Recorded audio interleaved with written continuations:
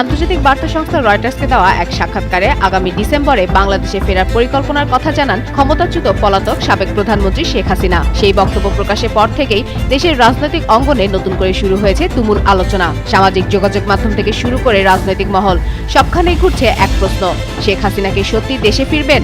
এমন জল্পনার মধ্যেই তার প্রত্যর্পণ ইস্যুতে আবারও নিজেদের অবস্থান স্পষ্ট করেছে ভারত। মঙ্গলবার ভারতের পররাষ্ট্র মন্ত্রণালয়ের সাপ্তাহিক ব্রিফিংয়ে মুখপাত্র রণবীর জয়সওয়াল বলেন, শেখ হাসিনার প্রত্যর্পণ একটি সম্পূর্ণ আইনি বিষয় এবং এই বিষয়ে ভারতের অবস্থানের কোনো পরিবর্তন হয়নি। যে কোনো সিদ্ধান্ত আইন অনুযায়ী নেওয়া হবে। ব্রিফিংয়ে রয়টার্সকে দেওয়া শেখ হাসিনার সেই সাক্ষাৎকারের বিষয়টিও উঠে আসে, যেখানে তিনি দাবি করেন তিনি এবং আওয়ামী লীগের অন্য নেতারা আগামী ডিসেম্বরের মধ্যে দেশে ফেরার পরিকল্পনা করছেন। ভারত আরও স্পষ্ট করে যে রাজনৈতিক পট পরিবর্তনের পর বাংলাদেশে ভারতের অধ্যয়নে চলমান উন্নয়ন প্রকল্প স্থগিত হওয়ার খবরও নাকচ করেছে নয়াদিল্লি। রণবীর জয়সওয়াল বলেন, দুই দেশের সম্মতির ভিত্তিতে নেওয়া প্রকল্পগুলোর কাজ আগের মতোই এগিয়ে চলছে।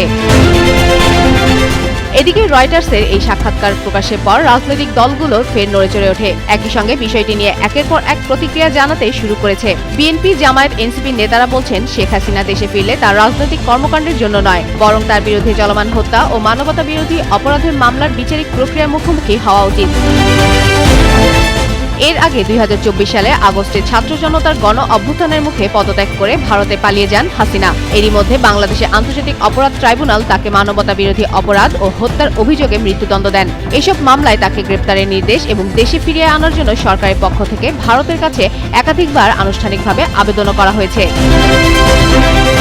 এদিকে হাসিনা দেশে ফেরা নিয়ে স্বরাষ্ট্রমন্ত্রী সালাউদ্দিন আহমেদ বলেন, শেখ হাসিনার দেশে ফেরার বিষয়টি তার ইচ্ছার উপর নির্ভর করে না। এটি আদালতের আদেশ এবং সরকারের আইনি ও কূটনৈতিক উদ্যোগের বিষয়।